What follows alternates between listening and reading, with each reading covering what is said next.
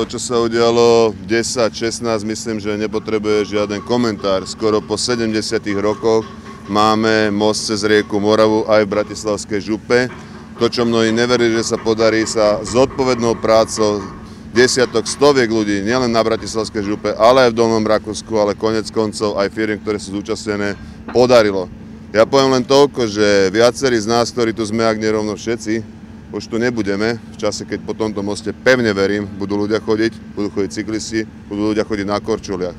Inými slovami, toto, čo tu vidíme, sa nedá zastaviť.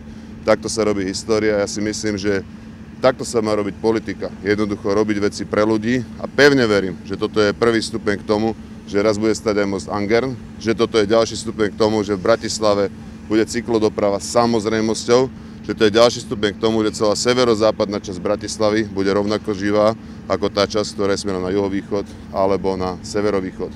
Myslím si, že netreba k tomu viac komentovať. Tu je pán architekt, ktorého sen sa v tejto chvíli naplňa. Tu je pán stavebný vedúci, ktorý je zodpovedný za to, akým spôsobom sa to robí. Myslím, že tie otázky sú na mieste. Je to vaše? Tak vravte, aký je to pocit, keď vidíte, že ten most... Tak určite je to akože množstvo rokov. A každá veľká vec je taká, že na začiatku neveríte, že sa to podarí, no tak je to ako veľmi silný pocit, pretože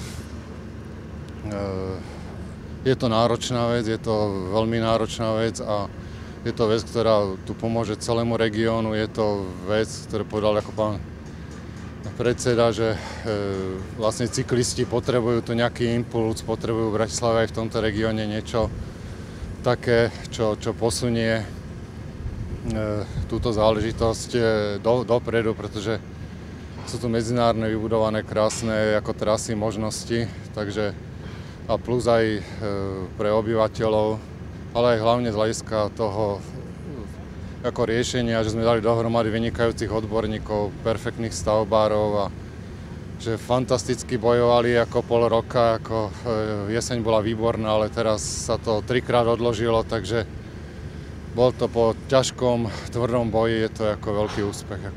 Čo sa týka tej architektúry, sú nejaké ústupky, čo ste museli urobiť, alebo niečo, na čo ste obzvlášť hrdí, že sa vám podarilo zakomponovať? No bolo hlavne treba bojovať ohľadom toho oblúka, pretože ako dopraváci hlavne majú radi priamky, nemajú radi krivky. No a potom aj to, že kombinácia tých konštrukcií sa podarila, to znamená, že je to celé skryté v lese, budú krásne výhľady do prírody, to znamená, že som rád, že takáto progresívna vec s takým veľkým rozponom 120 metrov nad riekou Moravou, že sa podarilo, že máme na Slovensku takých odborníkov, že sme toto dokázali postaviť. Tak. Tým, že sme to dnes spojili, tak to vlastne nie je ukončenie. My sme posadili diel a vlastne rádové 10 dní ešte potrebujeme, aby sme tú kvalitu preukázali tým, že to zvaríme dobre. A potom ste si možno všimli, už začali osadzovať na mostovku ťahadlá, potom sa ten most musí vlastne natiahnuť. A až keď bude natiahnutý a budú všetky výsledky v poriadku, môžeme povedať, že je to OK. A tieto podporné konštrukcie, ktoré vidíte v rieke Morava, môžeme dávať dole.